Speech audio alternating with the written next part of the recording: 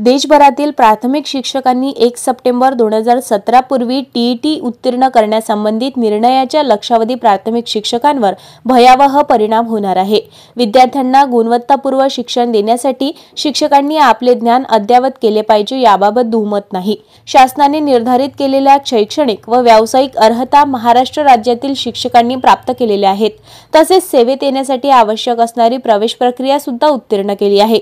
शिक्षण हक्क कायदा 23व्या कलमात दुरुस्ती करण्यापूर्वी आणि एनसीटीईने निश्चित केलेली टीईटी अस्तित्वात येण्यापूर्वी नोकरीत लागलेल्या शिक्षकांना सेवेत कायम राखण्यासाठी व पदोन्नती टीईटी अनिवार्य करणे न्यायसंगत नाही।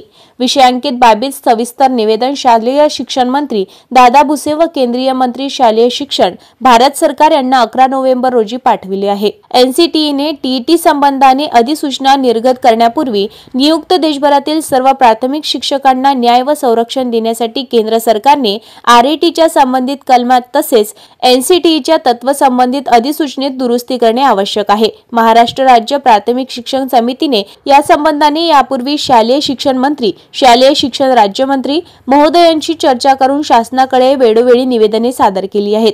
संदर्भित प्रकरणी महाराष्ट्र सरकार प्रतिवादी असल्याने महाराष्ट्र सरकारला पुनर्विलोचन याचिका दाखल करण्यात मर्यादा आहे। याची जाण असल्यानेच आम्ही राज्य शासनाला विनंती करतो की राज्य शासनाने संबंधित प्रकरणी राज्यातील लक्षवेधी शिक्षकांना संरक्षण व न्याय देण्यासाठी केंद्र सरकारच्या शालेय शिक्षण विभागाकडे संबंधित प्रकरणी शिक्षण हक्क कायद्याच्या 23व्या कलमात दुरुस्ती होण्यासाठी आवश्यक प्रस्ताव पाठवावा व दुरुस्तीसाठी ठोस भूमिका द्यावी अशी निवेदनाद्वारे राज्यनेते उदय शिंदे, राज्याध्यक्ष विजय कोंबे, राज्य सरचिटणीस राजन कोरगावकर, राज्य प्रसिद्धी प्रमुख राजेश सावरकर सह पदाधिकारी यांनी विनंती केली असल्याचे शिक्षण समितीचे प्रसिद्धी प्रमुख राजेश सावरकर यांनी सांगितले आहे।